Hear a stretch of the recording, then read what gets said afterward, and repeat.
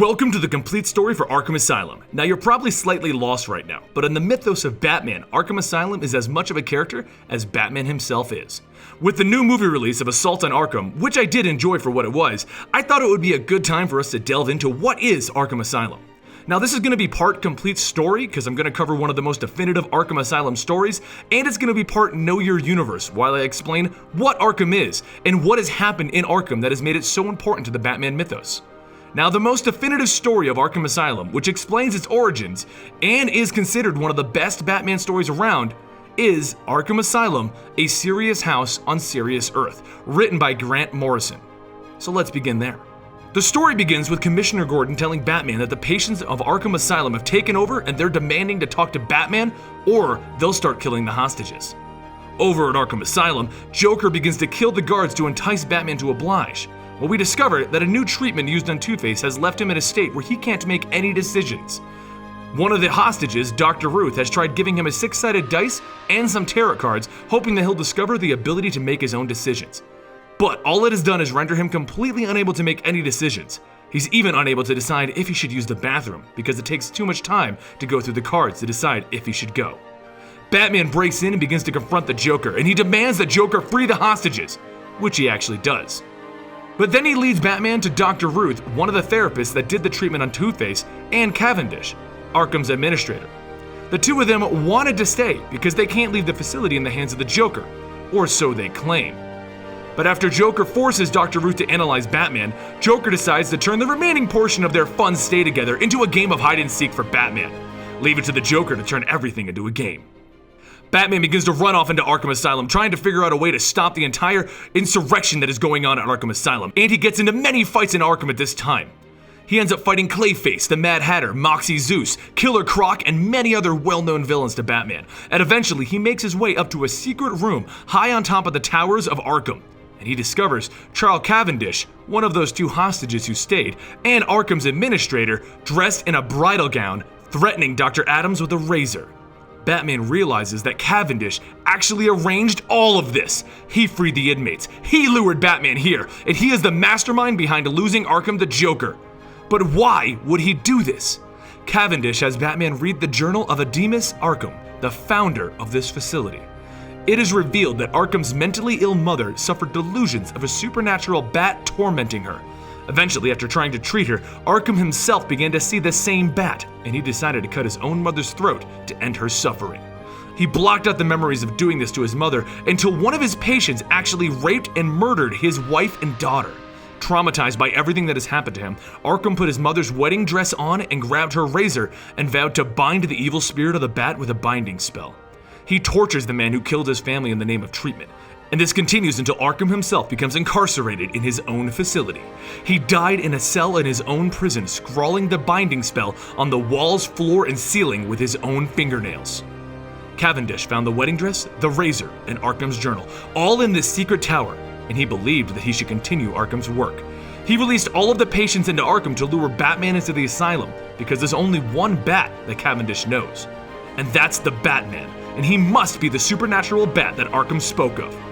Batman and Cavendish struggle while Dr. Adams looks for a way to get her own revenge, and Batman ends up trying to talk some sense into Cavendish and not hurt him. But Dr. Adams is so upset by the way she was treated that she slits Cavendish's throat with the razor. Batman quickly recovers and grabs an axe, and he breaks down the front door of Arkham and looks at all of the inmates and states, "You're free, go now." But Joker wants to know why they shouldn't all just kill Batman right now. I mean, they're all standing in front of him, there's no way he could defeat all of them. But Batman simply tosses Two-Face's coin to him and says, "Let Harvey decide what happens to me. If the normal side lands up, Batman can walk. But if the scarred side lands up, then they get to kill Batman." Joker loves this idea because of how tormented Harvey has become, and he agrees to it just to see Harvey suffer one more minute.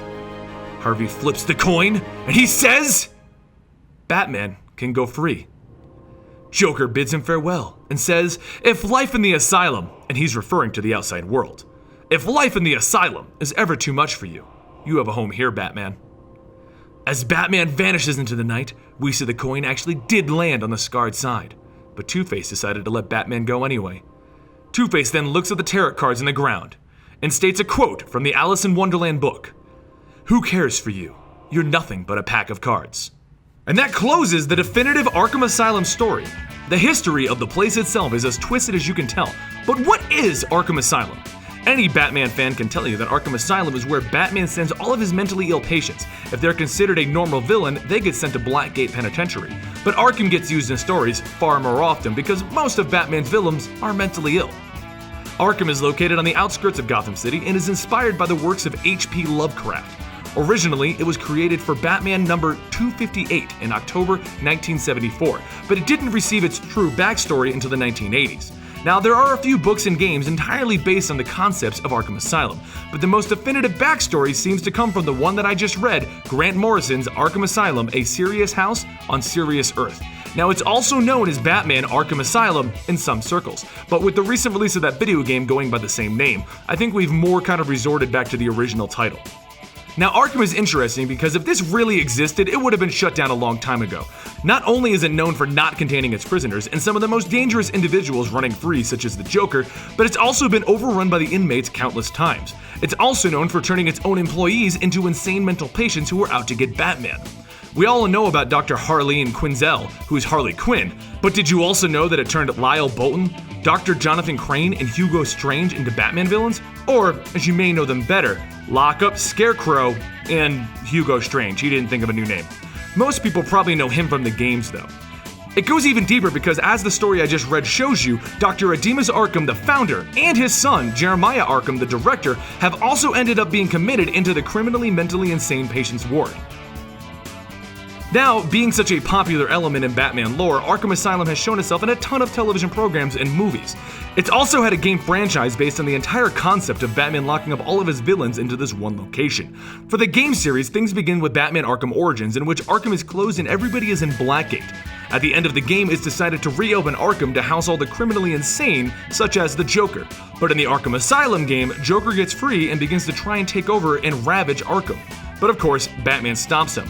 Then in Arkham City, they move all of the prisoners from Arkham Asylum and Blackgate to a small portion of Gotham, since neither location is up for housing prisoners right now, since the Joker destroyed them in the previous games. But that's some of the more interesting history and information on Arkham Asylum. If you guys want, I can eventually go through some of the Arkham stories such as the games, but first we need to complete the other requested stories. This one only got a little bit of a bump in front because we got that new movie based around the concept of Arkham. And on that note, I'm Benny for Comicstorian, and I'll see you guys right here next time!